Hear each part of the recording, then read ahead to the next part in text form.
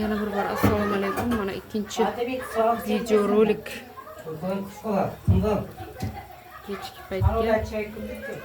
Meniki ana qo'l-qo'lay.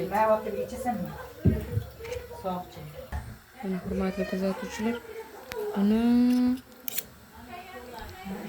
mayda deyapti xo'jayinim. Lekin ayam mana shunaqa bo'lishini xohladi. Men kesdim, bu juda katta edi. Maydaroq qildim sal. Xohlasa zo'r pishadi. Mana shashliklarimiz siqlandi. Buni pishiramiz endi. Hurmatli kuzatuvchilar, bugun mehmondorchilikni roligini mana ikkinchi qismi. Mana bunday kalsoq piyozlar to'g'radim shashlikka. Endi xo'jayinim shashlikka o't yoqyapti. Keyin shashliklarni pishiramiz.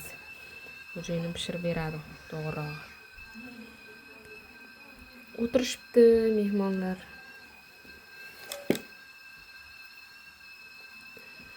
Diydorlashib, hangama qilishib.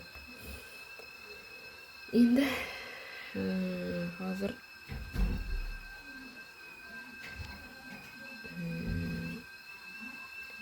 gap-gashtak o'ynashgan qaynonamni, ya'ni ayamni o'zini opasi, kelinlari, yangalari birgalikda har 2 oyda o'zlari gap o'ynashadi.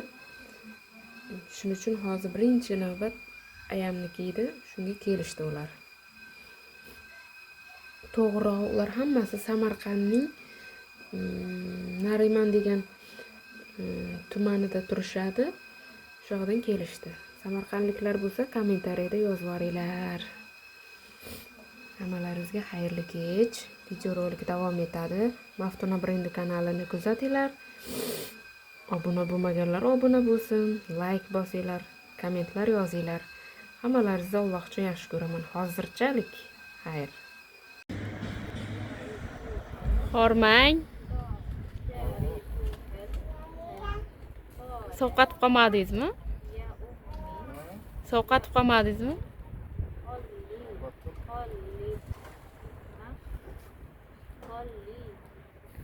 Zerikmayapsizmi?